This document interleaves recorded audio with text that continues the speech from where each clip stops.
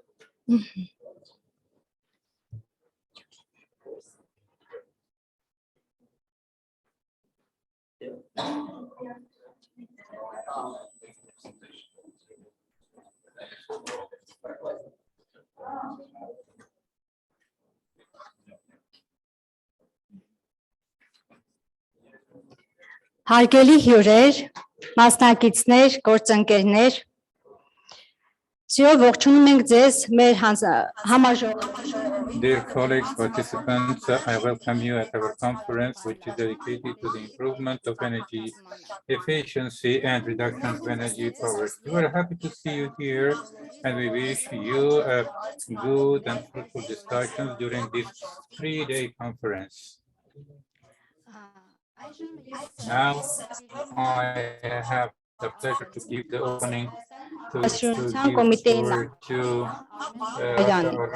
Chairman of the Urban Development Committee for the opening remarks.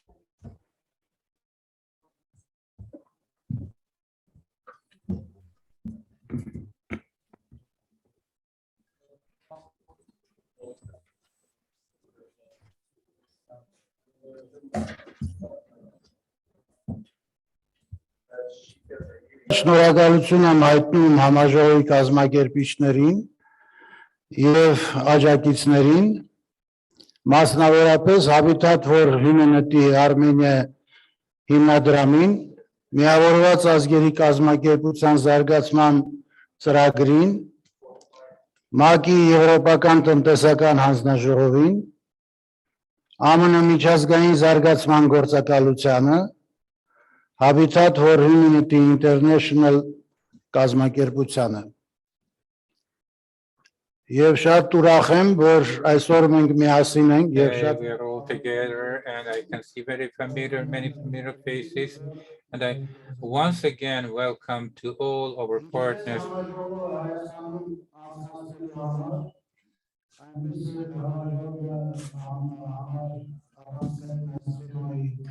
I'm very grateful that we are organizing this conference in Armenia, and we have selected this particular topic of discussion.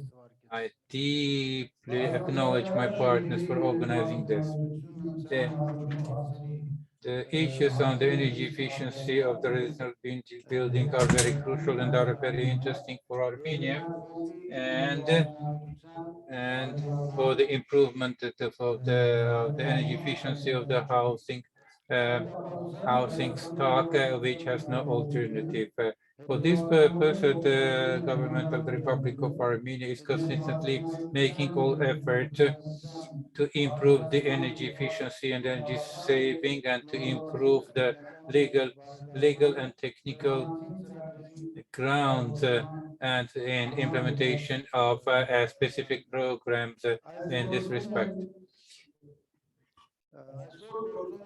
Today, there are more than 50 norms, rules and standards, advisories, advisory recommendations, guidelines, etc., which reflect the issues of the energy efficiency, starting from the building materials, technologies to the design, construction, thermal insulation, monitoring, audit, energy audit, and as well as related to the all equipment used in construction, of which I want to give the special emphasis to the law adopted in 2016, which is on the energy efficiency and saving requirements and mandatory technical requirements to be observed during the design, construction, and operation of the buildings. This is about the newly constructed buildings. At the same time, taking into account the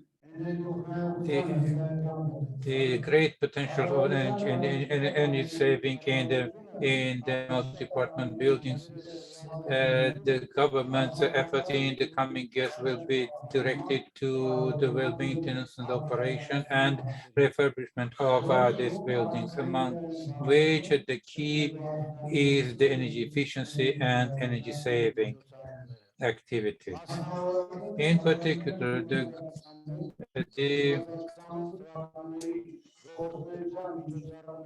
the government program for 2026 is planning some steps directed to the management of the multi-apartment building management improvement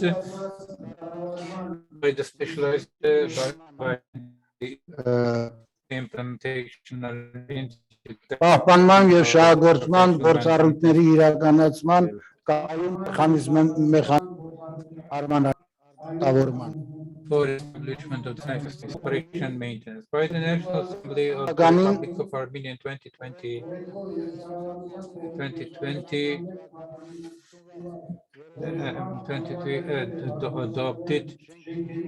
adopted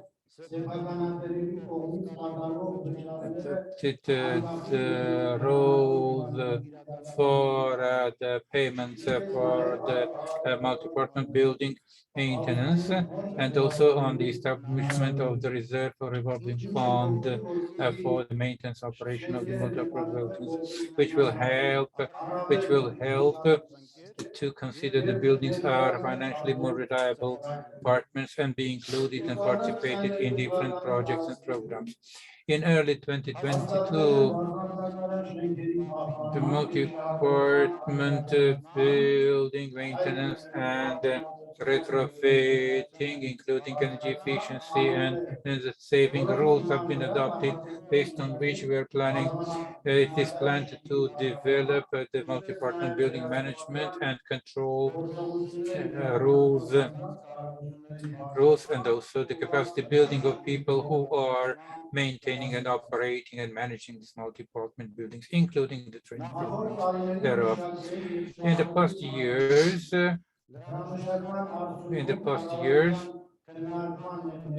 the government has been considering the package of the documents of the laws with regard to the passport, with the building passports. This is the designed for improvement of energy efficiency, which includes a lot of indicators and construction norms for granting these passports, which is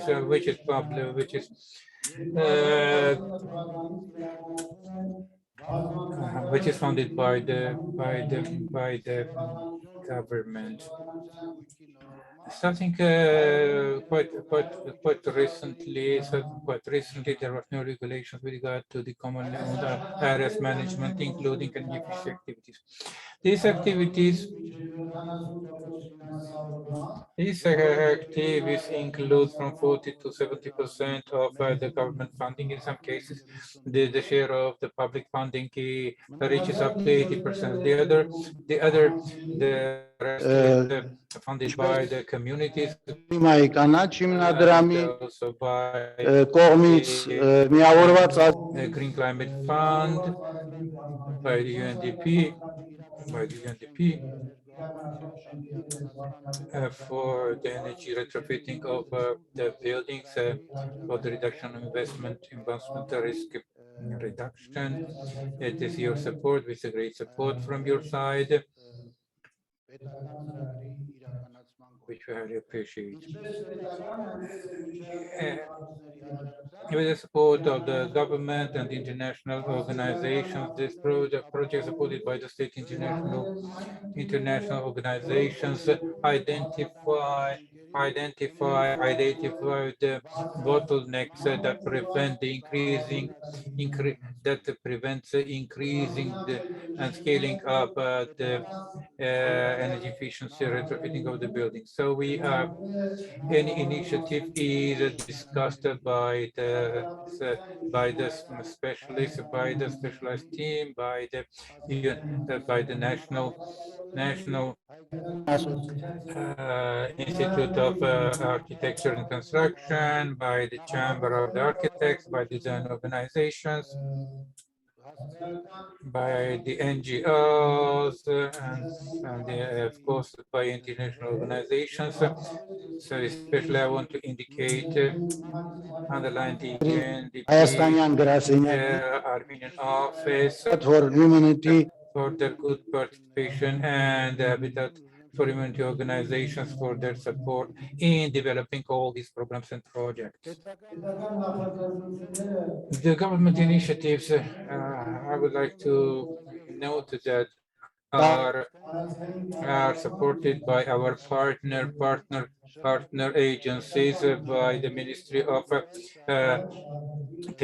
by the Territorial Administration Infrastructures, by the Ministry of Nature Protection, and others joint efforts. But we have to mention that all efforts do not yet allow us to fully implement and realize the potential available in our country.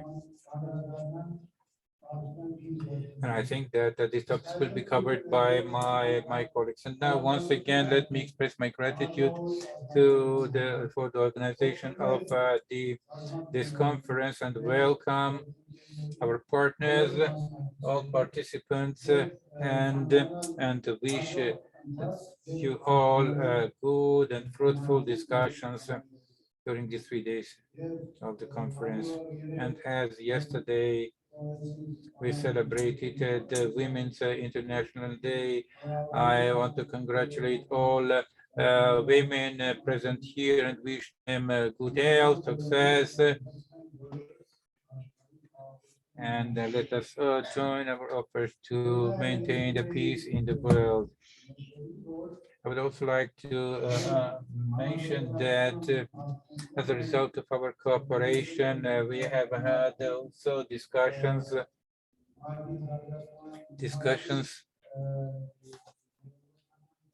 with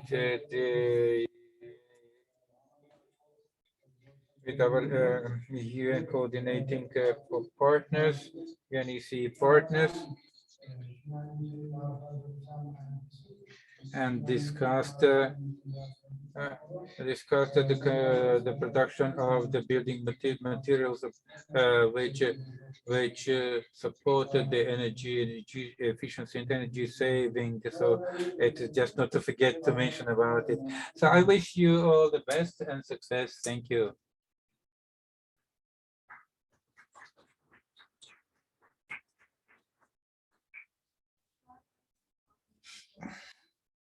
Thank you very much, Mr. Kholayan, for your interesting statements and good wishes. And now I have the pleasure to invite our next speaker for the opening remarks. I invite Mr. Konstantin Sokulski, Deputy Resident Representative of UNDP Armenia. Unfortunately, he was unable to be here in person, but he will join us online. So the floor is yours. Sure. Good afternoon, colleagues. Can you hear me well? Thank you. Thank you, dear Mr. Kularian, dear Mr. Dzubinsky, dear Mr. Hesway, distinguished partners, colleagues, and media representatives. I am pleased to be at this important event today devoted to the market mechanism to promote energy efficiency in residential sector. We see it as an important element of green transition in the country.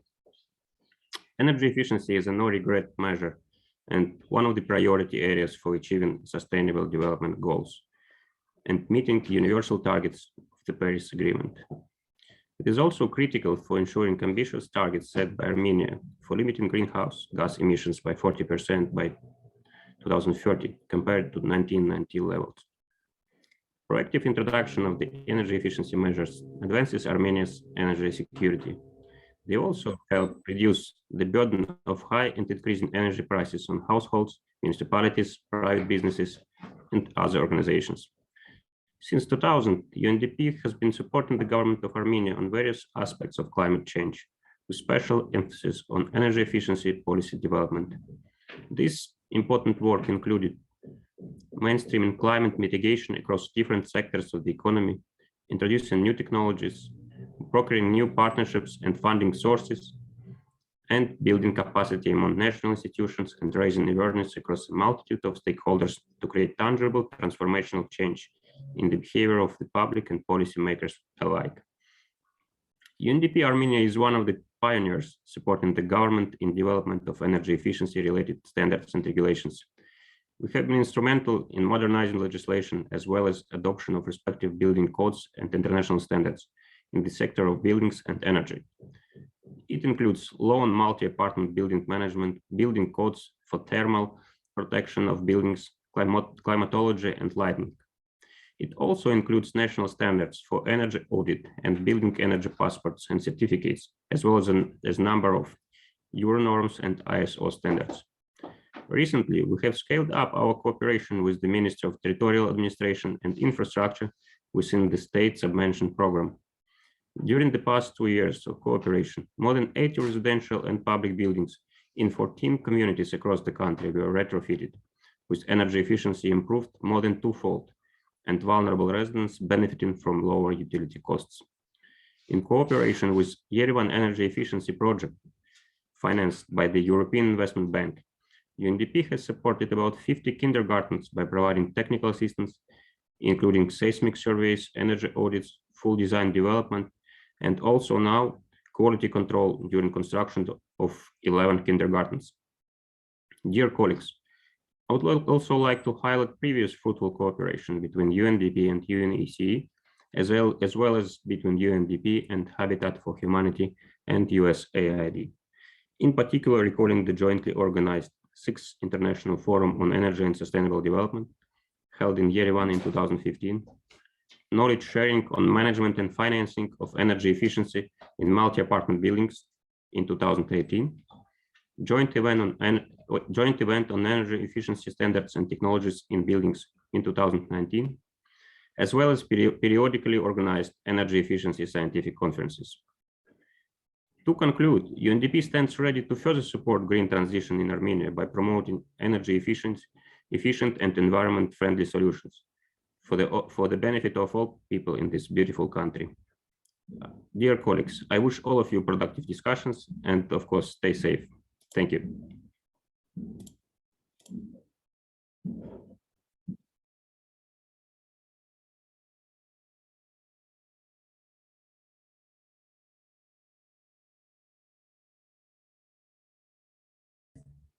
Now I give the floor to John Aller, USAID Armenian Mission Director. Mr. Aller, the floor is yours.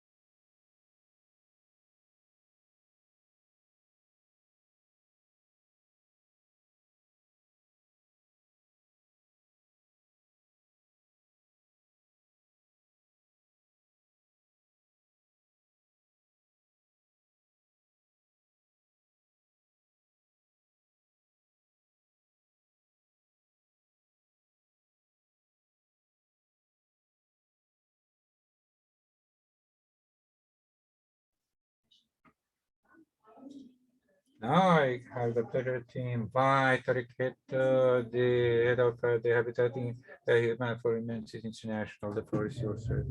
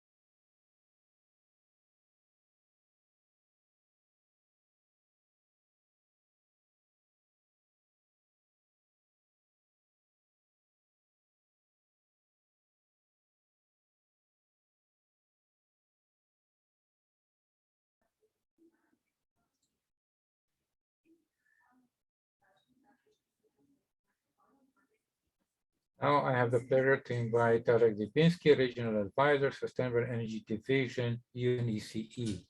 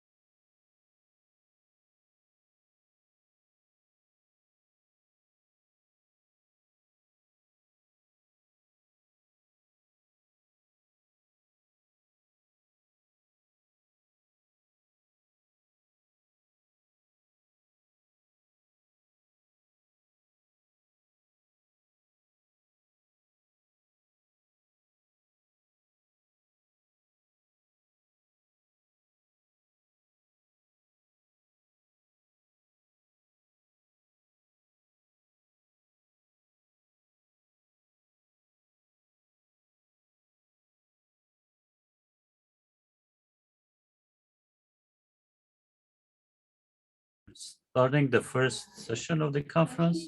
The first session will be moderated by Mrs. Zita Kakaleshnikova, who is the Habitat for International, the residential buildings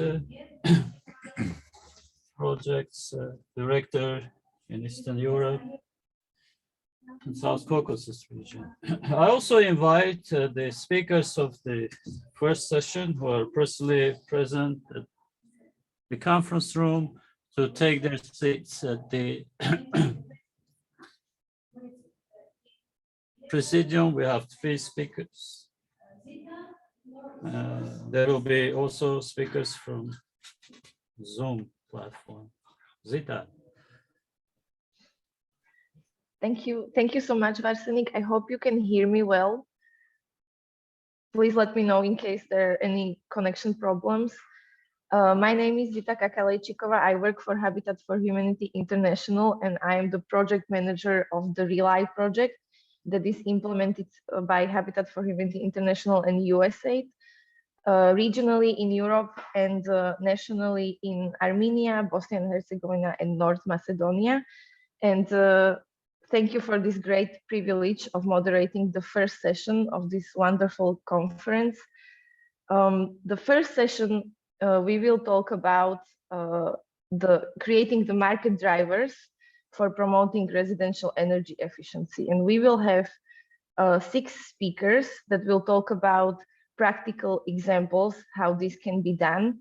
And I'm really looking forward to all of these presentations. I will just present one by one each speaker, and then we will go to separate presentations, and hopefully at the end of the session, we will have few minutes to discuss also with the audience, if the audience has any questions, or among the speakers as well. So we will start have presentations from the field, and we are starting with the RELY project itself, which is a project of Habitat for Humanity International and USAID. We will be starting with Liliana Alcheva, who is the Deputy Director from Habitat for Humanity Macedonia, and Liliana will be presenting the RELY project in Macedonia. Then we will go to Bosnia and Herzegovina, and we will have Yasmin Gabela, who is the Executive Director from ENOVA, from Bosnia and Herzegovina. And after Yasmin, we will have Varsenik, whom I think most of you know. And Varsenik is a RELY project manager, and she will be presenting the RELY project in Armenia, implemented by Habitat for Humanity Armenia. After Varsenik, we will stay in Armenia, and we will have Vahram Yalalyan, who is the project coordinator from UNDP Armenia. And we will have another project example from Armenia. After Vahram, we will move a little bit to the region, and we will have Johann Strese from Germany, from Housing Initiative for Eastern Europe, EVO. And Johann will be presenting several project examples that they are having. And last but not least, of course, we will have Andres Jadla, who is the chairman of the management board for Estonian Union of Cooperative Housing Associations. And Andres will present us the examples from Estonia. So I'm really looking forward to all of these presentations. I believe we will have also great discussions at the end. I don't want to take more time. I just want to give the floor now to Liliana to present us her example from Macedonia. Liliana, please. Good afternoon, dear colleagues. It's my great honor to attend this conference even virtually, and it's a pity that I couldn't come at the wonderful and beautiful Yerevan. I promise next time I will come for the 4th time in my life and enjoy the Armenian hospitality. I will present now to the presentation. Unfortunately, I cannot share the screen. Is it centralized or? Okay. Is it, can you see the screen right now? Yes, Okay. yes, we can see the presentation. Okay, thank you. Thank you very much. In this presentation, I will talk more about the energy efficiency refurbishment of multifamily apartment buildings in Macedonia. That Habitat Macedonia started as an activity in 2009, then continued with the USAID financed project improving energy efficiency for the low-income household that was in the period from 2011-2015. And in 2017 joined the RELY project. So I will talk more general about the refurbishment of multifamily apartment buildings, about the ecosystem of which is actually where we are implementing our activities. And at the end, we'll tell something about the Habitat Macedonia role in energy efficiency of multifamily apartment buildings. So speaking about the market, speaking with the market logic about the energy efficiency of multifamily apartment buildings, there is a big investment potential for that. And if we say that in Macedonia, there are about 12,000 multifamily apartment buildings with around 770,000 dwellings, that means that the investment potential for retrofitting this housing stock is about 500 million euros. That is actually something that has to be carefully concerned by the companies, also by the governmental institutions and other stakeholders in the sector.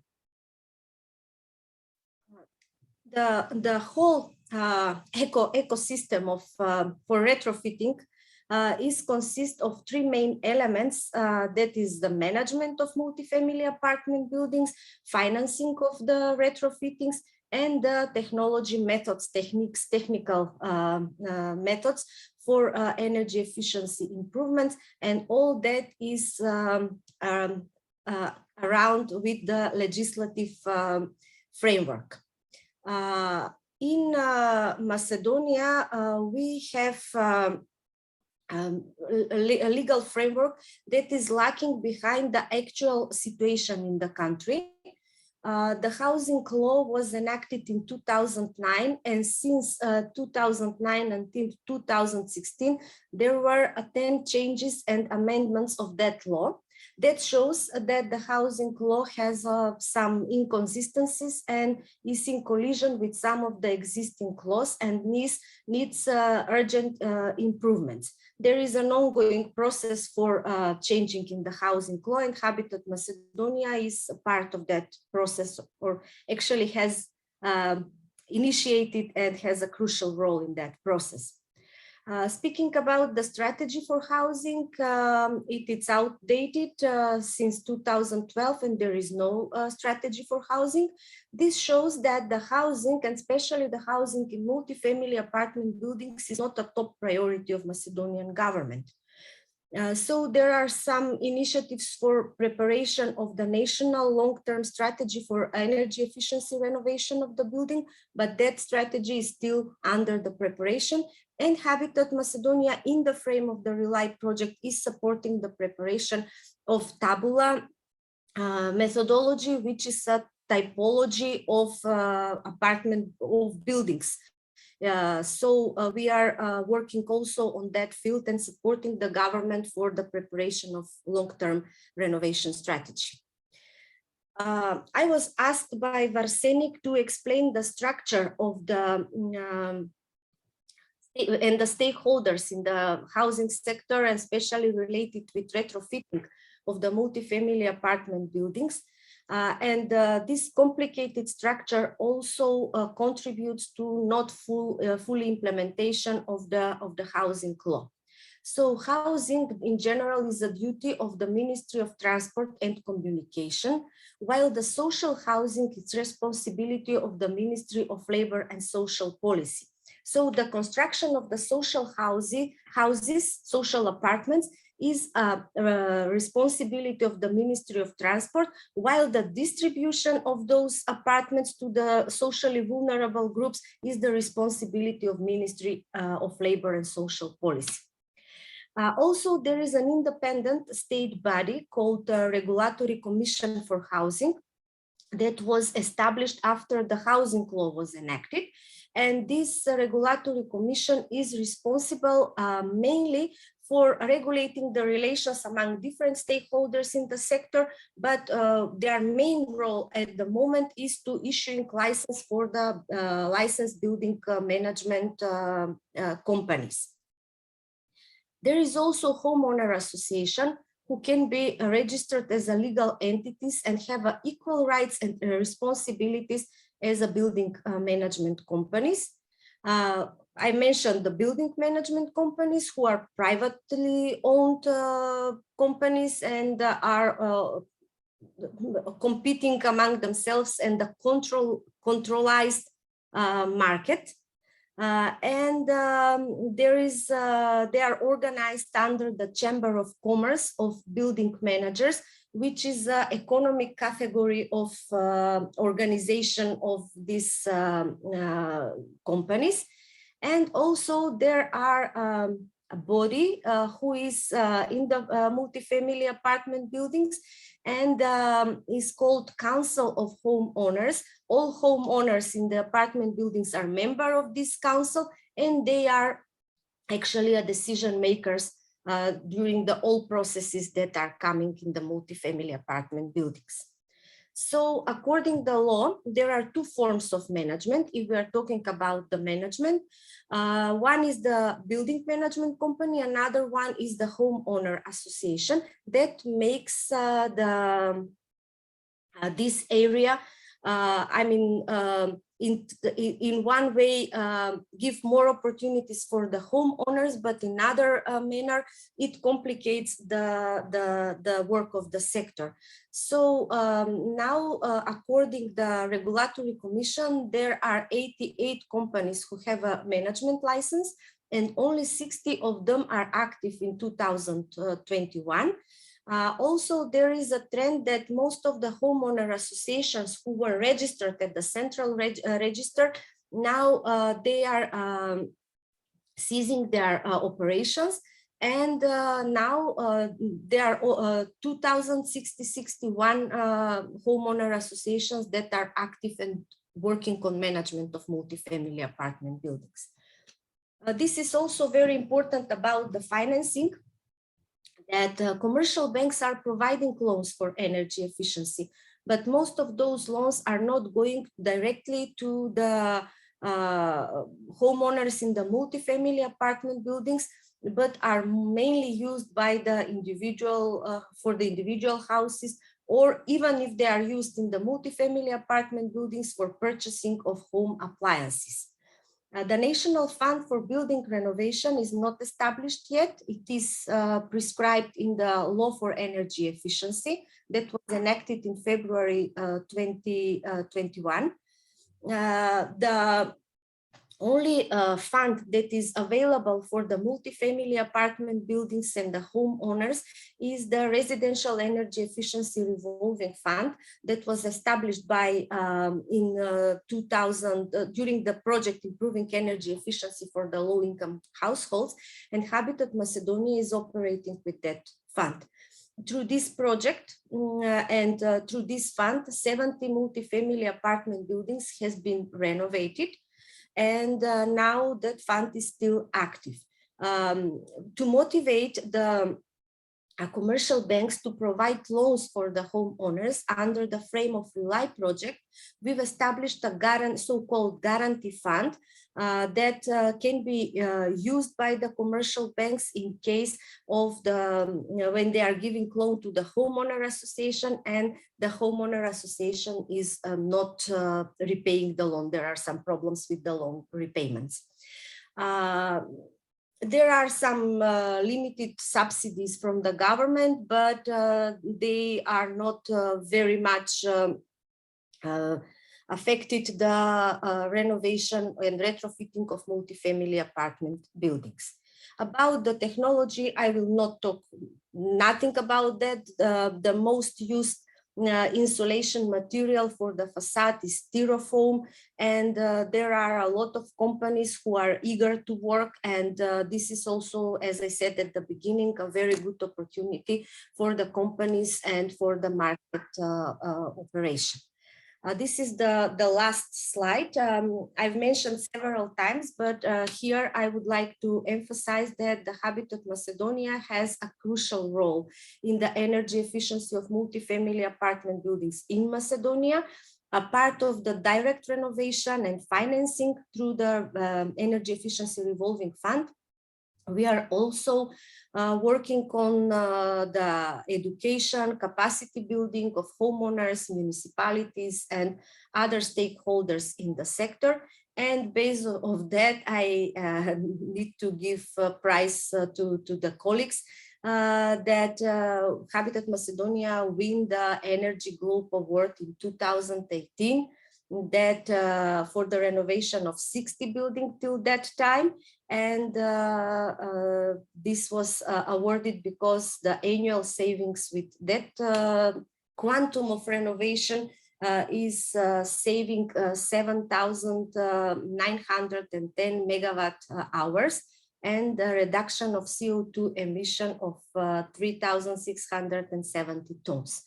So that's all from my side.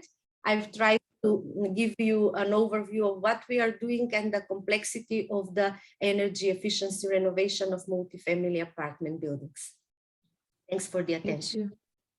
Thank you very much, Liliana. Thank you for this overview. I think it's really important what you showed us, that how complex this whole ecosystem is, and what are the main elements you need to address, and who are the main stakeholders that you need to work with, and how to motivate all of them. So thank you very much for this. And I believe we can discuss this further on if we have time. And I just encourage also the audience offline and also online. If you're online, you can put your questions in the chat. If you are in person and you are lucky and you are in Yerevan, please just prepare your questions, and at the end we might have some time for questions. So thank you very much. And we can now move to the next speaker, and I give the floor to Yasmin Gabela, who will be presenting the case from Bosnia and Herzegovina. Yasmin, if you can hear me.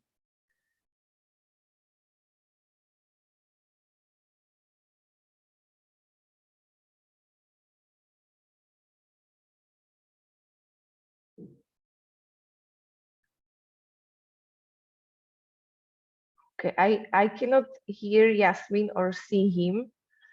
I'm not sure if others can. If not, I think we can skip for now Yasmin and see if Yasmin can connect further on.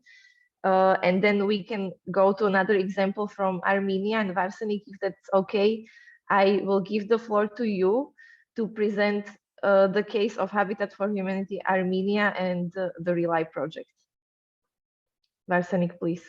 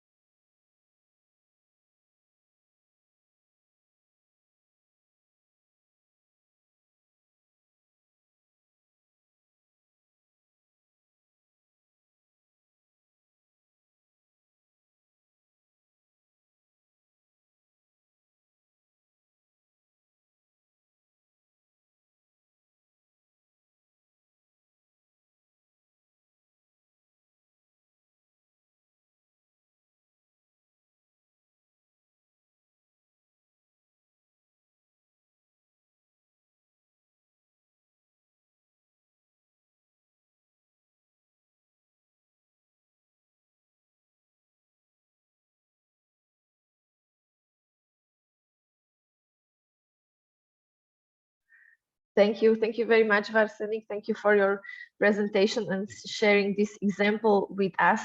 I think you have raised so many important points that, first of all, it's important to identify the market barriers as well in order to figure out what you need to boost in order to have the residential energy efficiency improvements in multi-apartment buildings. And you gave us so many examples that the cooperation is needed between all the stakeholders, like you mentioned, with the municipalities, with the banks, in order to have the financial schemes.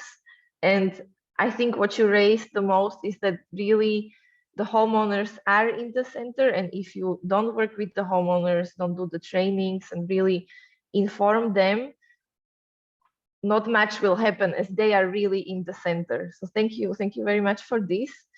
We will now move to another example from Armenia. And I give the floor to Vahram to present the project from UNDP. Vahram, please, the floor is yours.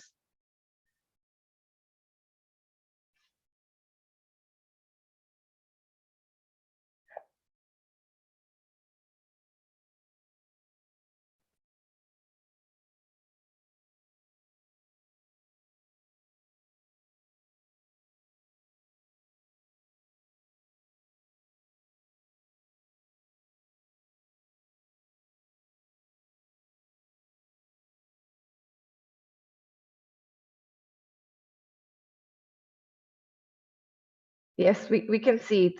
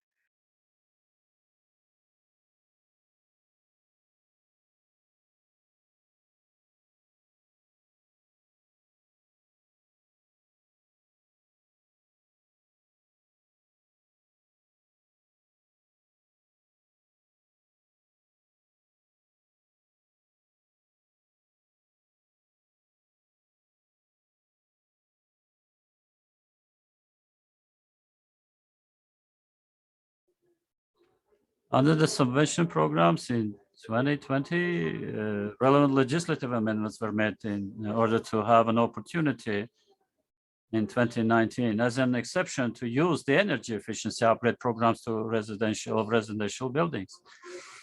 As an exception, because the subvention program is aimed at community property development and growth.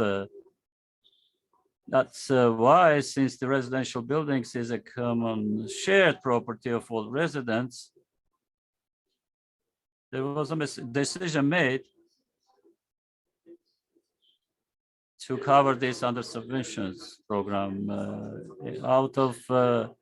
It was decided to include in 2020, 14 communities of Armenia submitted 125 requests for thermal insulation projects. Presently, 84 residential buildings in Vedi, Tashir, Stepanavan, Spitak, Yerevan, Ashtarak, Kajaran are covered by the project.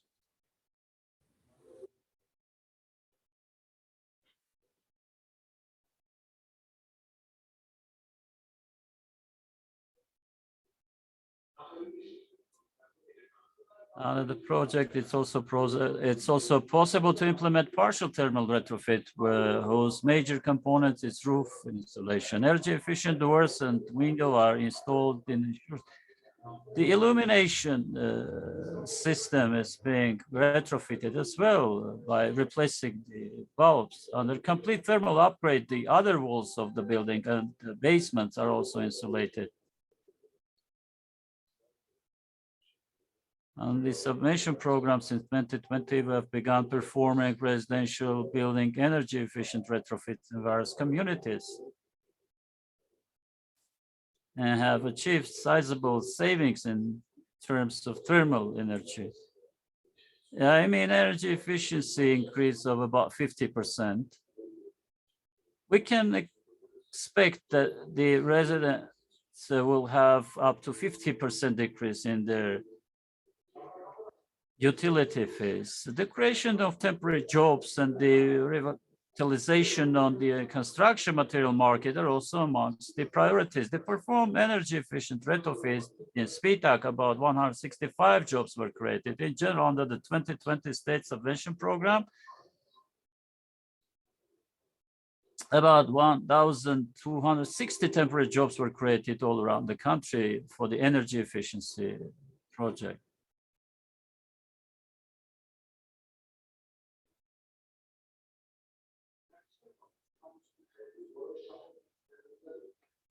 The residents have expressed their readiness to contribute to some extent, as long as they are confident that their buildings will be retrofitted soon, as they will experience all the positive effects of thermal upgrade. The buildings elected in the Soviet time, unfortunately, lack energy efficiency measures, which means that we have a significant potential to perform these measures. And we hope that the program will be continuous.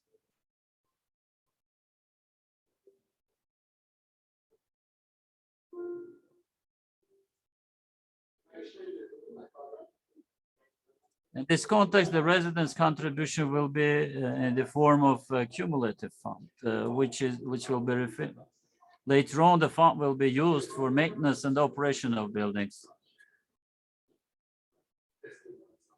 The buildings will also acquire a modern appearance and stand out against other buildings in the community. That's under the 2020 state subvention program co-financed by the community.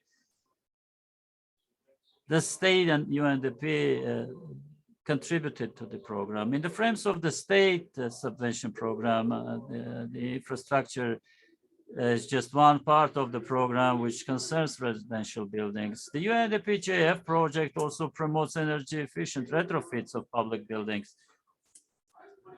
As a result of cooperation with Yerevan municipality, currently 22 kindergartens are being retrofitted. On the Yerevan energy efficiency project, it is planned to completely retrofit about 50 kindergartens and to so-called horizontal and non-invasive energy efficiency upgrades in about 100 kindergartens. And these 50 kindergartens, it is planned to improve their seismic stability and energy efficiency, as well as accessibility and general construction and finishing works, etc. It has essentially implemented all the preparatory works, seismic surveys of the buildings, energy audits,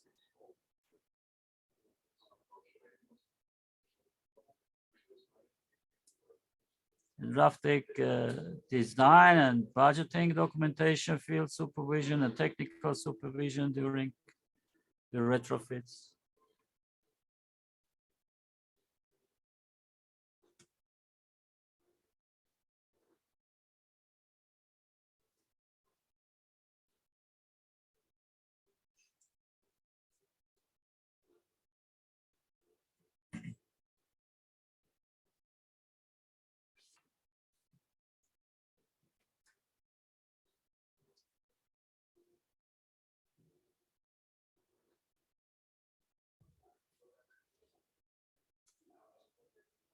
I'm confident that after having heard about this project, there will be more stakeholders involved.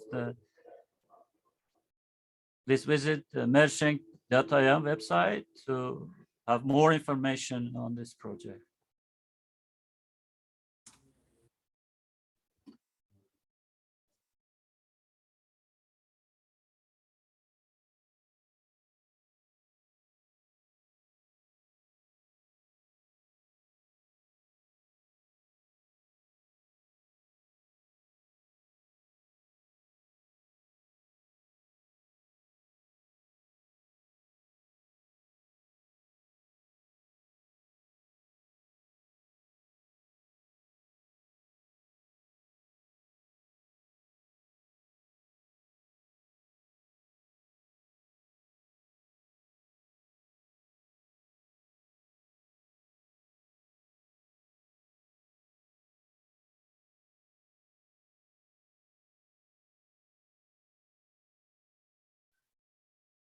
Thank you very much, Bahram. This was really impressive, and thank you for showing us the visuals. I think it's very important for us to see the results, and thank you for bringing up again another important cooperation with the government and with the municipality and with the ministry, which is extremely important in this kind of ecosystem of residential energy efficiency.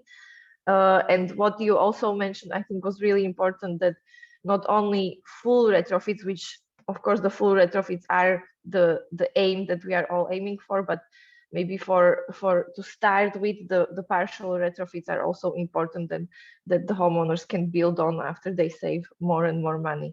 So thank you very much for this. And I encourage people still to include questions in the chat or prepare your questions. We will take those questions at the end.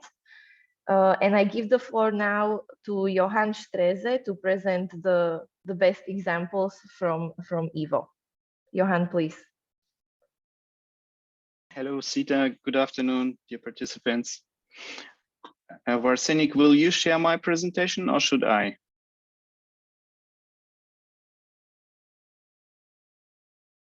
Okay, I will check.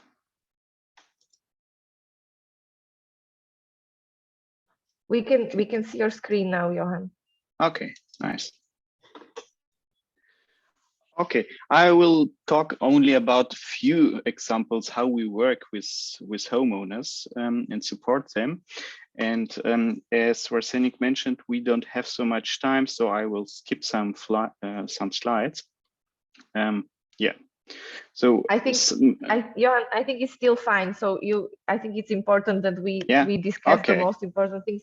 We still have about half an hour, so I think we are still good. Thank you so much. Okay, maybe some words about our organization. We were established 20 years ago in Berlin, and we were established to support the transition in Eastern European countries and mainly post-Soviet countries, support these countries in transition of housing sector,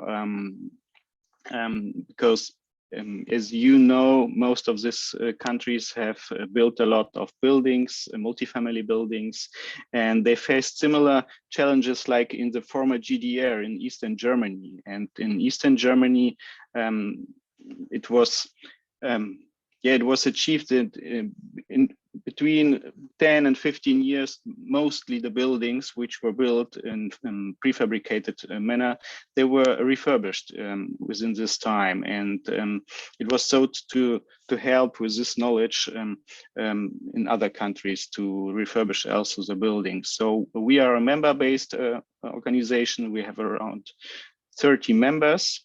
These are also NGOs working on housing issues in Germany, but also companies, ministries, other institutions which support us in our work. So we are working in a lot of countries. Here you can see some of them where we are active or were active. If we include also countries where we are working with partners from COMEX project, where Sita, you are coordinating, so it would be a bit more. Yeah, we are supported by European Union programs, German ministries, and other international donors who fund our work. I won't say so much about the building situation because it was already mentioned in the opening speeches. We are facing quite similar situation that in almost all Eastern countries, Eastern European countries and Central Asian countries where we are also working, we are facing a high private ownership rate. And this is due to the privatization during the 90s when most of these countries become independent. They privatized the buildings and the flats to the inhabitants. And what was so at the beginning quite a good solution to solve many housing problems is, in our point of view, created a lot of more problems and makes it quite complicated, as because in the 90s people became owners of the flat, but no one supported them to become really the owner, and with all the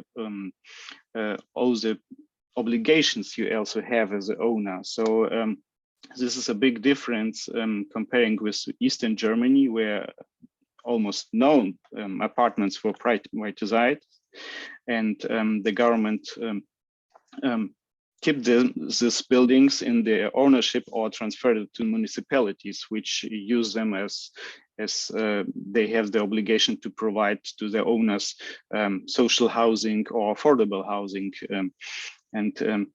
Yeah, but in Eastern countries we have really high rates. So it's in post-Soviet countries, they are mostly about more than 90% high.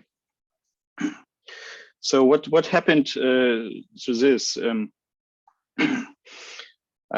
These buildings, they were mostly built 30 or 40, 50, some of them 60 years ago. They are in really urgent need of modernization.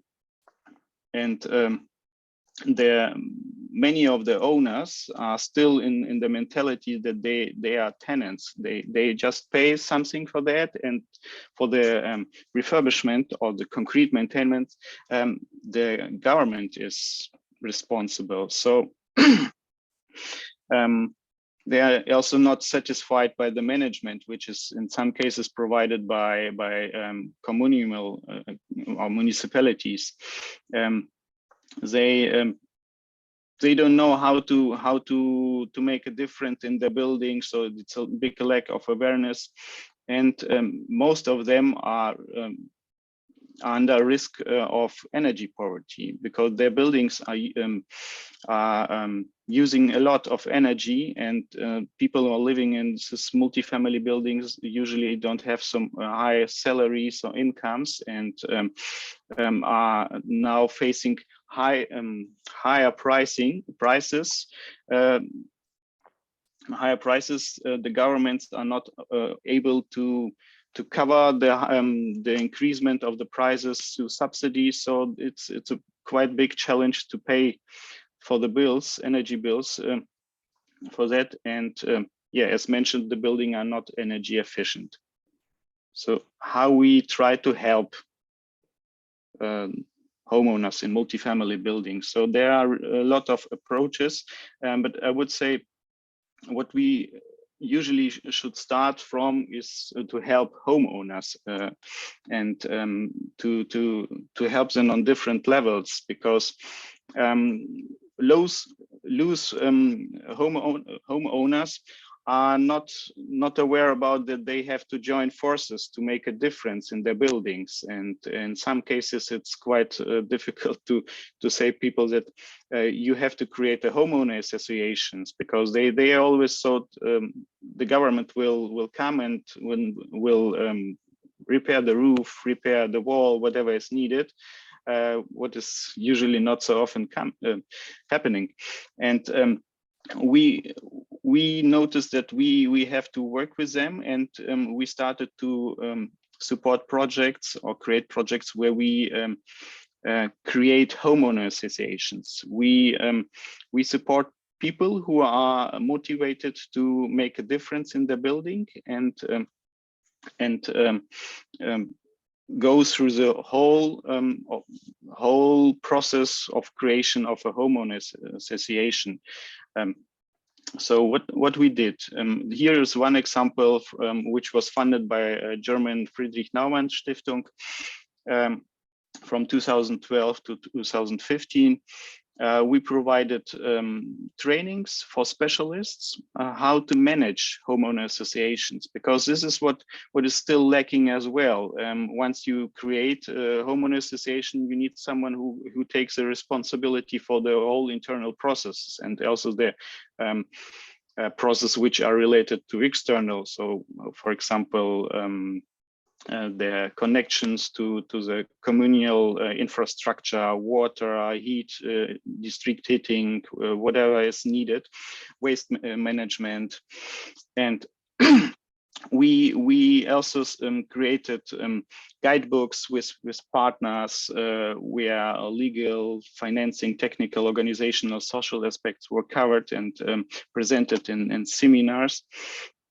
What also was important in this project is to create a network within the country. You have a lot of people some of them solved some things, but some are still facing challenges. And by bringing them together, they see there are a lot of similar, people, enthusiastic people who are working on something, and they start to network with each other and help each other in some issues. So this we supported them, and especially in this project, to establish homeowner associations.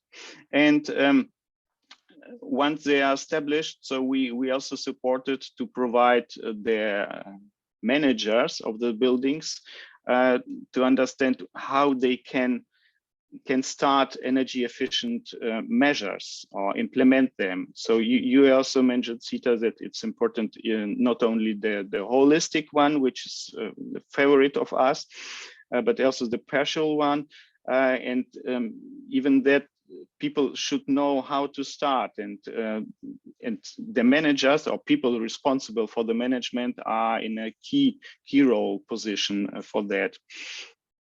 So learning by doing practical. We also supported some smaller in this project, some smaller implementations of energy efficiency. Then another project we had conducted in 5 Eastern European countries, in Azerbaijan, Belarus, Georgia, Moldova, and Ukraine. And here the approach was also to support in these countries, or especially in the target regions, to support the homeowners. And our approach was to create technical or support technical advisory centers. Some call it resource centers. In the European Union, some could call it maybe one-stop shops. So it could be, it was the idea to support organizations which were already working on these topics, on housing topics, support them through trainings, that they increase their knowledge on these topics, and starting from establishment of homeowner associations, then how to manage buildings, multifamily buildings, then how to start energy efficient refurbishment, or at least some measures, and also working on legal frameworks, because in most countries the legal frameworks are also not so optimal for refurbishment. So what were the results? We supported 11 technical advisory centers in these countries. Unfortunately, none of them were in Armenia, but yeah, there is some results of this project were that we supported also trainings from all stakeholders we involved in the project. So we had more than 160 events where almost 3,000 people participated. We started on international level, where we exchanged experience within the partner countries. Then it went down and down to regions and local municipalities, where our partners and their stakeholders provided more trainings and seminars to concrete target groups. The partners provided consultations. There were more than 5,000 consultations for homeowners who were interested to improve the situation in the buildings. Hotline consultations. So I still remember partners in our international meetings. Their phone were all time ringing because people were calling them. They were in need to help them, and so they were all the time working, because it shows there were a real demand on support from these people. And as we started really grassroots, people there, it was a low threshold to enter in this project. So to ask for help. Yeah, or the partners in the regions, they supported more than 1,200 homeowner associations, of the establishment of this. Especially, most of them were established in Ukraine, because it comes it comes in a time when Ukraine started to force people to create homeowner associations, because it was needed that people become organized. So so we used this time and approached people or supported people who make the initiative to create a homeowner association, and we established hundreds homeowner associations in Ukraine and in other countries as well. So we had our partners conducted also more than 500 meetings with homeowners, with almost 8,000 participants. And if some of you participated once in a homeowner meeting, so it's a quite challenge when you have loads of people and you try to bring them together. So it was really a hard work. And we reached almost 2 million people through different channels. It's newspapers, websites, meetings, and radio, and so on. So, but what shows us that such kind of approach is very much needed. You need organizations who are working on the ground and who are supporting the homeowners, who are quite well approachable for these people.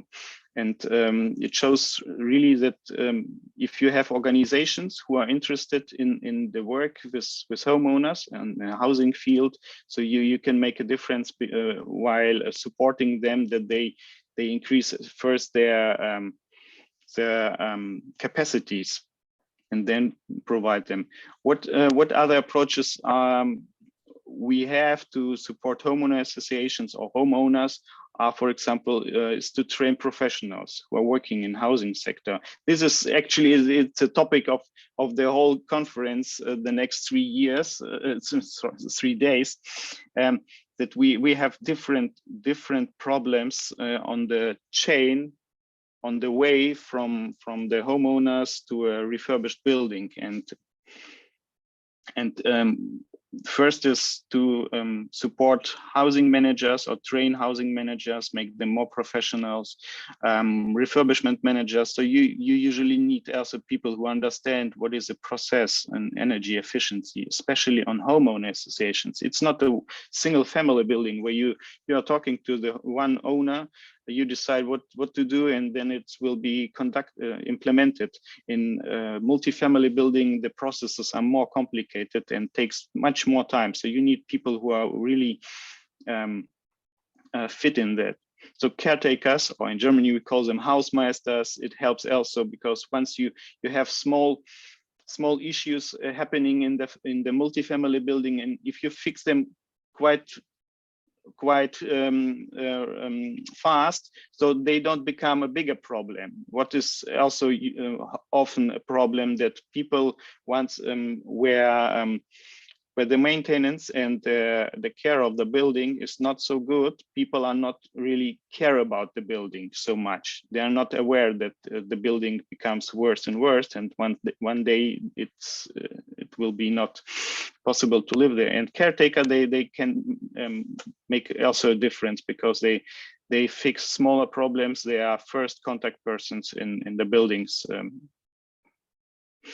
Then what is also necessary is to support representatives from consumer protection NGOs, because once the processes of energy consumption is already ongoing, so the people need support there. Sometimes they need support in other communal services. Once energy refurbishment will go on in a broad way, so you need someone who support the homeowners in front of, for example, construction sector, because it's obviously that they will need support and they will need objective additional information to understand, is it what the offer I receive, is it a good one, or should I ask for something else? And the most objective support we can imagine is to receive it from consumer protection NGOs. Then social workers, we have to work with homeowners. We have very different homeowners in these buildings. People who have higher education and people who left school without any certificate. So it's in different incomes. So it's very much needed that we have social workers who can work also with this target groups. Energy service providers, so it's important to work with the ones who supply the energy, but also energy service contractors, for example, organizations who can provide holistic approaches, which is understandable for the homeowners.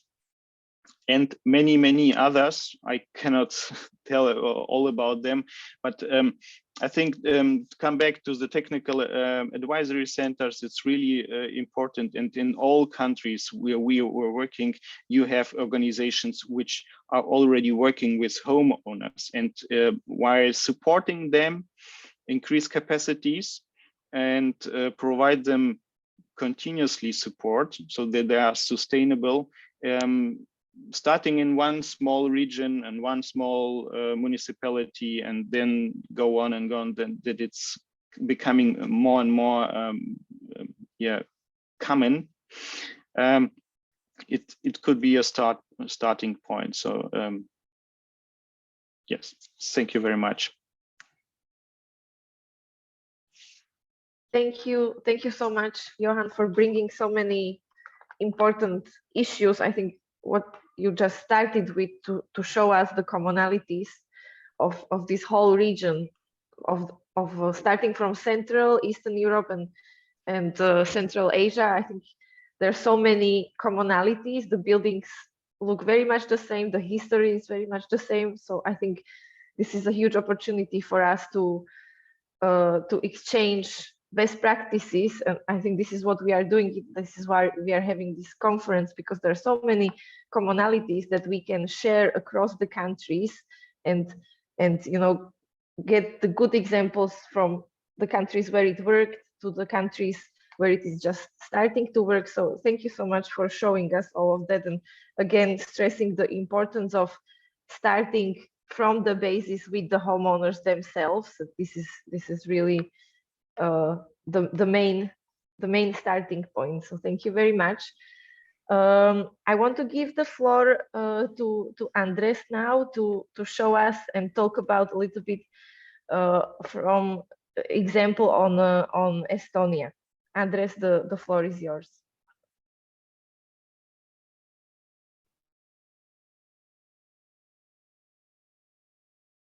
Sure.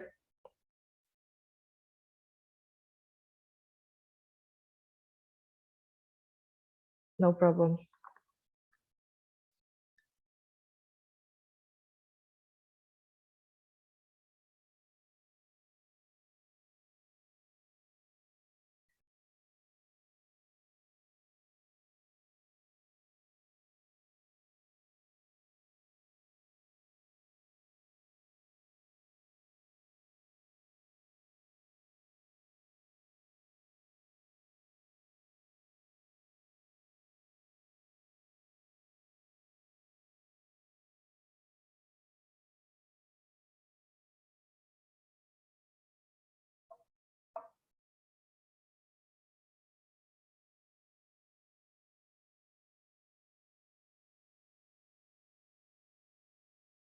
Yes, perfect.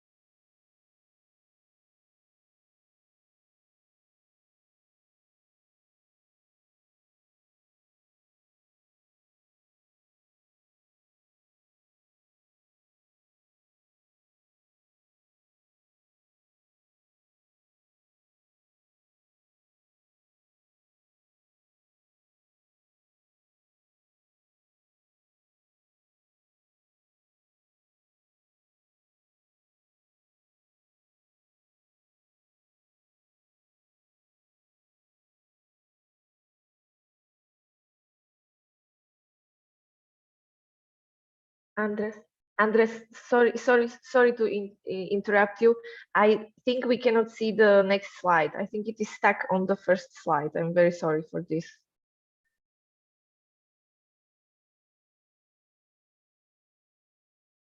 No, we just still see the first slide, the introductory one.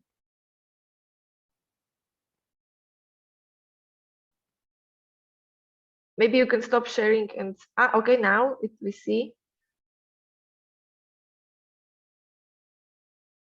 I think it's loading. Okay, now we see the second slide as well. Yes, building a climate neutral Europe.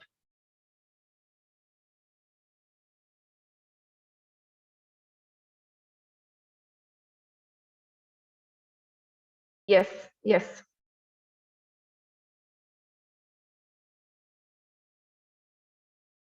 No, we see it in not in the presentation mode.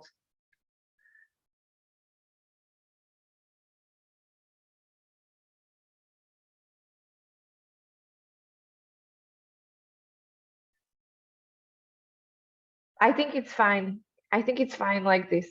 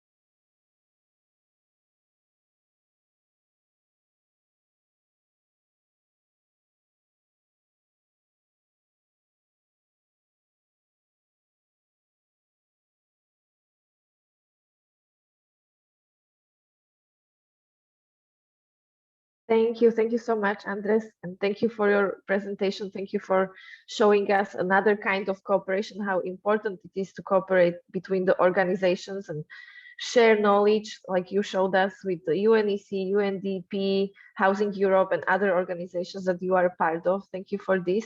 And I think this is great to end up our presentations with this kind of future forward-looking type of renovations, really what you stress, these prefabricated elements, using this as a renovation. This is a great example, and I hope this will be the future.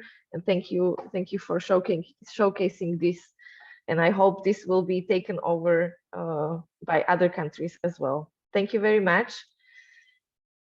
I would like to thank all the speakers. I'm very sorry that we reached our time and we don't have the time for questions, but we received some of the questions in the chat. I will distribute them among the speakers, and we will try to answer the questions offline.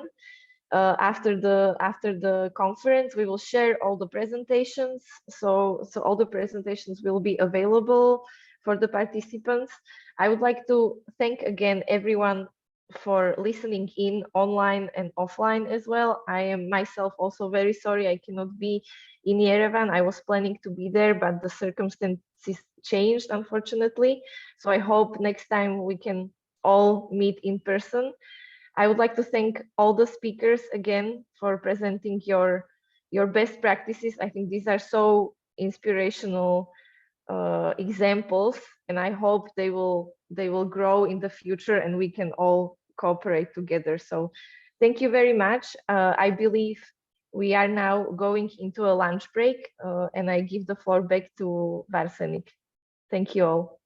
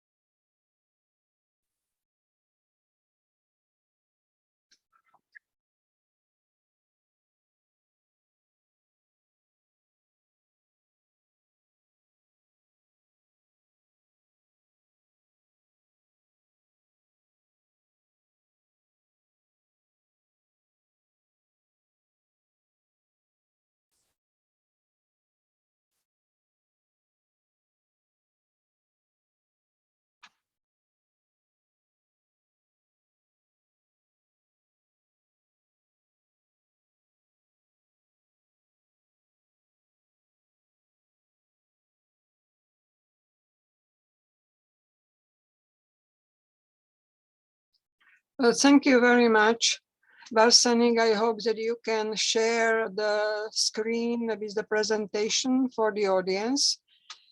Before I start, the warm greetings from sunny Bratislava, capital of Slovakia, to Yerevan. I'm really sorry that I can't be with you, but maybe next time. Slovakia was referred to several times as a relatively successful country. Next slide, please. And I would like to explain, next slide, please. Can we move? Yes, thank you very much. I would start from the middle because I would show you a table describing housing refurbishment in my country. At census in 2011, we have nearly 1 million dwellings in residential buildings. And by the end of 2013, more than 50% of multi-apartment buildings were already refurbished. And in the next 3 years, the proportion increased to nearly 59%. And by the end of the last year, we have more than 70% of our multi-family apartments refurbished in a relatively high technological standard. And I would like to explain in the next slides, in a very brief overview, what was necessary to get there. Next slide, please. As Varsanig said, the story we are listening today to is very similar for all the region. For CIS countries, for Balkans, and for Central Europe, all the countries which had the similar past, the situation is very similar. So I think that it is possible to be inspired by successes of different countries. In 91, we had approximately 1/2 of housing stock in private ownership, but this was usually individual family houses in rural areas. The other half was divided between public ownership, which was the state affordable rental housing, and in our case, some 22% were in cooperatives. When the process of privatization started in 93, it went very quickly. And by 2011, we were left with more than 90% of ownership, with some 3% left in cooperatives and the other 3% left in public rental. Next slide, please. And the challenges of early 90s in our case in privatized housing stock were very, very similar to all the challenges the other countries are facing either in the past or now. The first fact was that housing stock in multi-apartment buildings really suffered with terrible neglected maintenance and repair. And it was privatized since 93. And most of the buildings, in our case, in urban areas, were built in 60s, 70s, and 80s in panel technologies. The new owners in multi-apartment buildings were absolutely not prepared for the new responsibilities. They were not aware of hidden debt of neglected maintenance. And when they paid for their apartments some very funny amount of money, they saw that it was the last time they are going to pay for housing. They didn't understood the responsibility and burden of ownership. And on the other hand, also the owners were reluctant to participate in any kind of decision making, and they were not aware of their responsibility for common spaces. This was really repeated today in several contributions, that people don't feel that it is their responsibility. They are waiting for somebody to do that, and nobody is going to do that anymore. And what was really the technical problem or the substantial problems, that no long-term affordable loans were available at the market in that time. Next slide, please. On the next two slides, I will summarize what we did in our country, which enabled us to be relatively successful in refurbishment of existing housing stock. A very clear vision and stability of the state housing policy, because refurbishment and energy efficiency measures and the modernization were the priority of the state housing and energy agency efficiency policy since 95. We did, as one of the first countries in the region, inventory and technical assessment of total existing housing stock in condominiums, in multi-apartment buildings in '98. And this actually showed us what the challenge was technically, financially, and also administratively. Since '93, we have a legal framework for condominiums in place.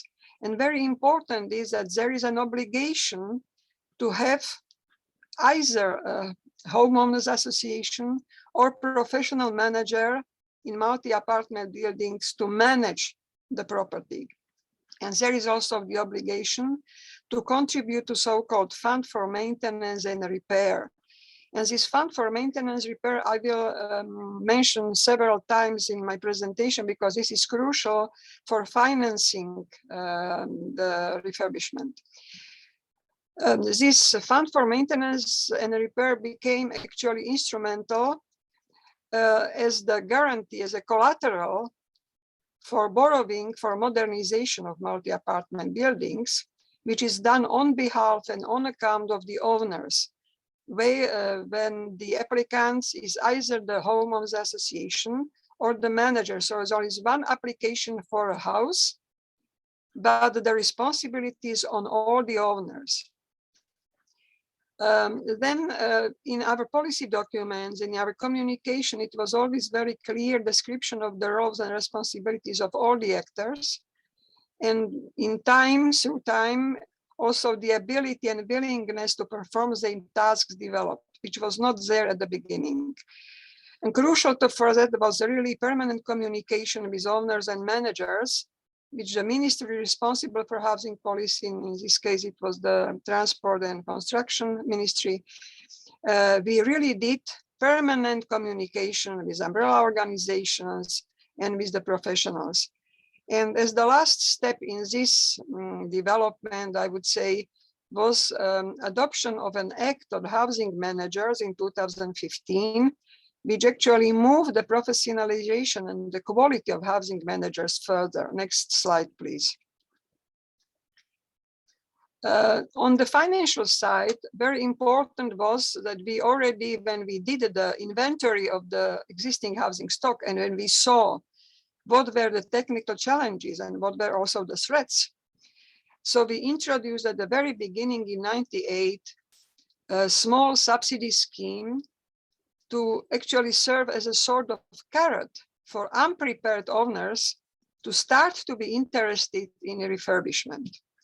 Then in '96, we introduced, I would say it is the State Housing Bank, which is called State Housing Development Fund, which provides long-term loans for priority issues of housing policy. And long-term loans with very low interest and fixed rate interest rate with maturity up to 40 years. And since 2000, the loans were actually also available for housing modernization.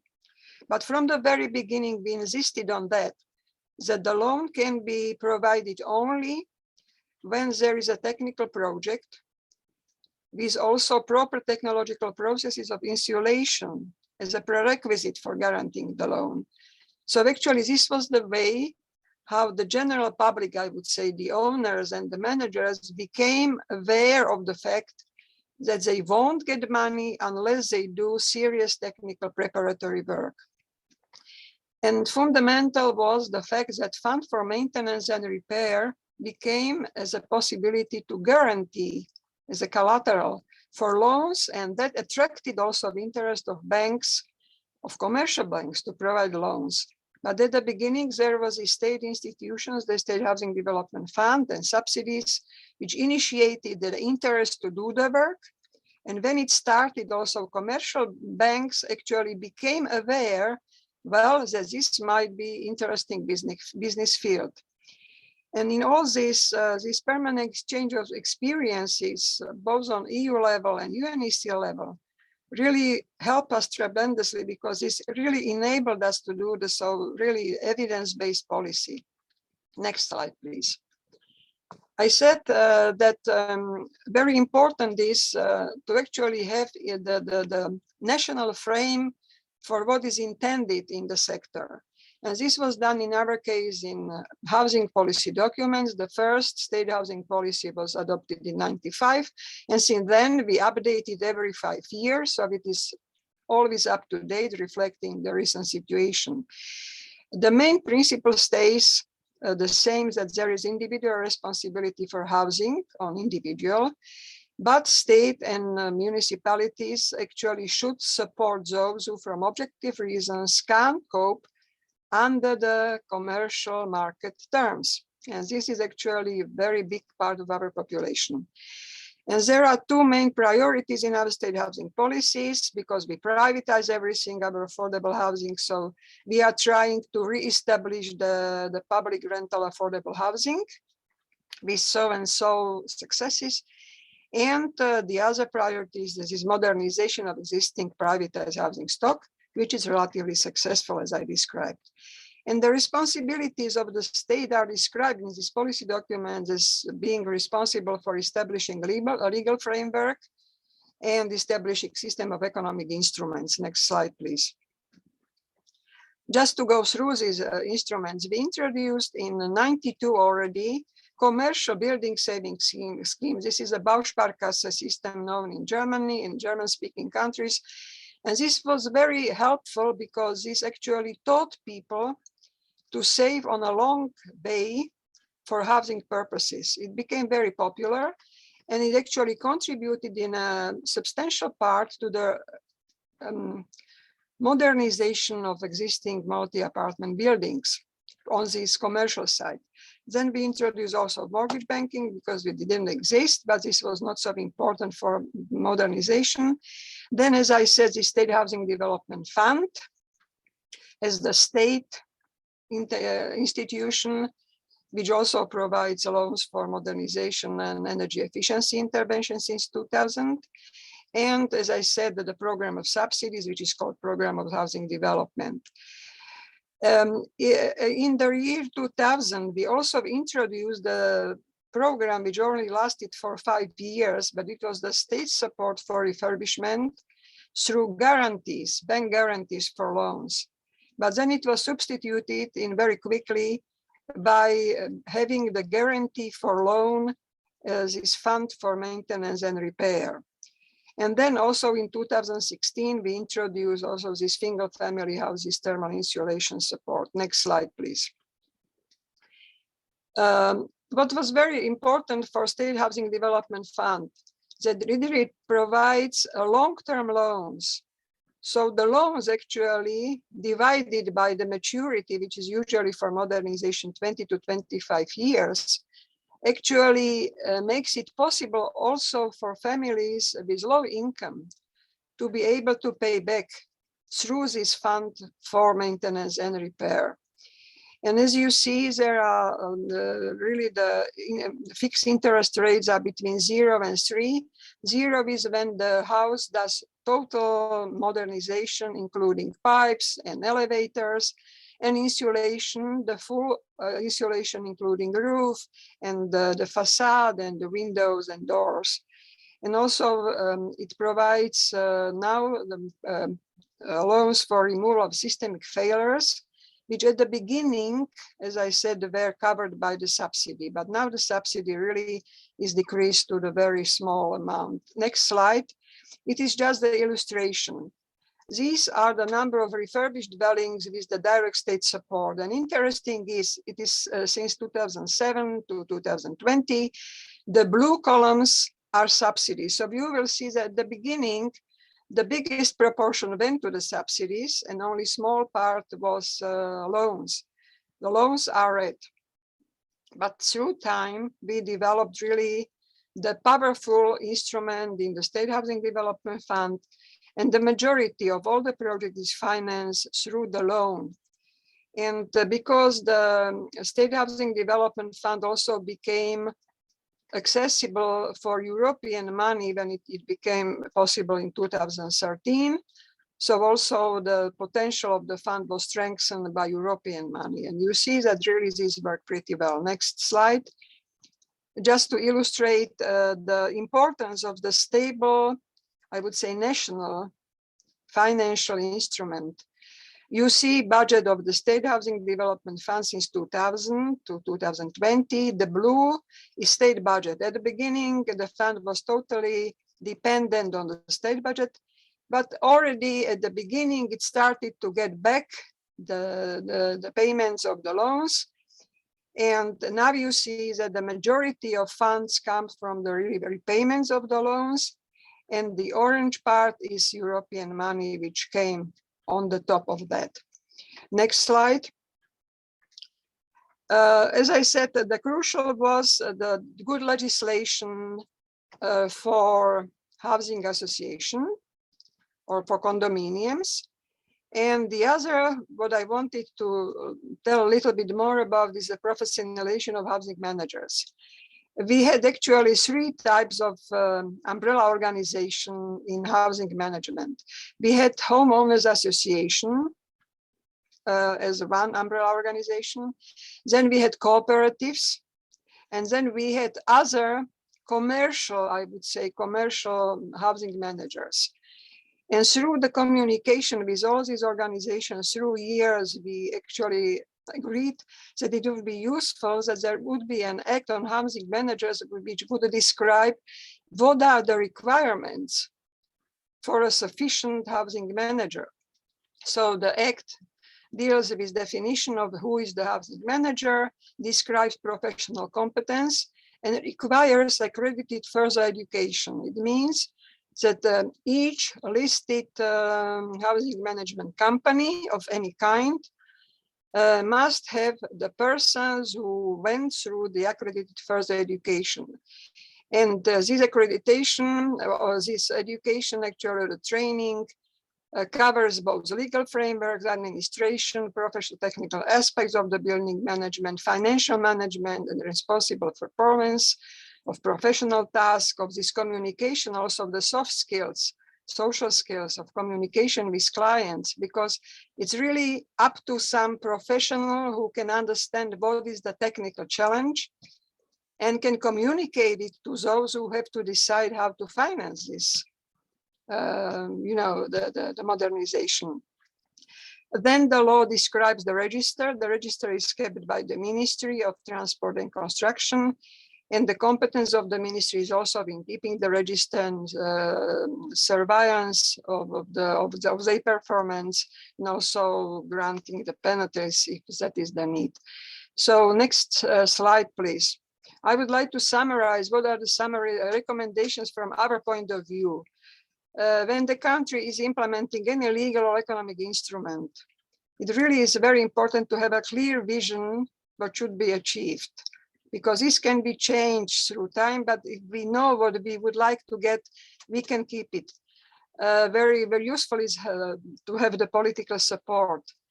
Then it is important to be patient and persevering, because it really takes time to make the difference. And again, to create a stable legislative, and I have to underline this word stable, legislative and financial framework, communication with all the stakeholders, awareness raising, and create simple systems for applicants. Next slide, please. Is actually the last one, and this is my goodbye from Bratislava, maybe from the biggest in Europe panel neighborhood Petržalka, which houses more than 120,000 people.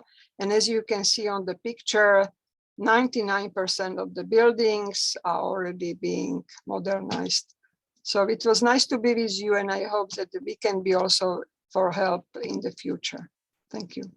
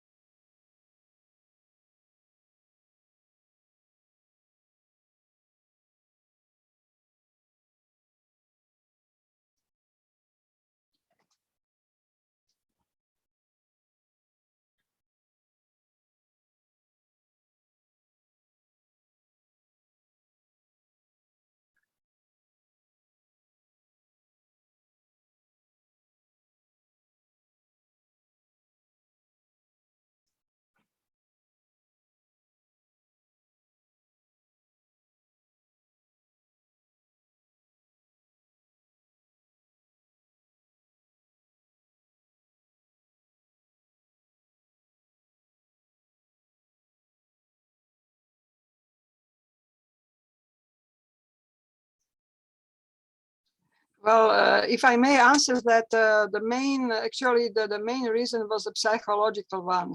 At the beginning, when we wanted to attract people to start to do the necessary work in a broader scale, there was need for subsidies, because you really need a sort of carrot to attract people, because it's so complex, it's so complicated to explain why it is important to do the work, and that actually up to the people to finance it. So we started with a relatively high proportion of subsidies for so-called systemic failures. And this was, again, it came from the inventory from '98, that we have learned that in different construction types, as it was mentioned in the previous presentations, they were repeated all over the country. So they were certain typical construction or technological failures, mistakes. And there was also then technical solution designed for the solution. And for that, it was possible to get the subsidy. But in many cases, it is also required not only to do this work, but also to do thermal insulation. And thermal insulation was from the beginning actually financed through loan. And in the time, we actually got to the stage when there are very few buildings with systemic failures. And people actually get used to the fact that they can have a good loan. And for maybe between 2004 and 2013, it was always much more applications than money available. But this also helped to private sector banks to come with their products and offer their products. But the state housing development fund was always the best, the most convenient, the cheapest one. So there was the sort of competition between applicants for the loan. And when we in 2013 got also a relatively big amount of money from structural funds, from European fund as an EU member state, and the fund was there to absorb this money and to distribute it in a very quick and efficient way. So this was the moment when really, again, the numbers of refurbished housing rocketed. And there were really the maximum, some nearly 50,000 housing units refurbished every year. So it is really a very potentially strong instrument if the country has own financial institution, which can behave according to needs of the society, not according to market interest, but because of public interest. So this is very important. So there was no need for subsidies anymore, I would say at the end.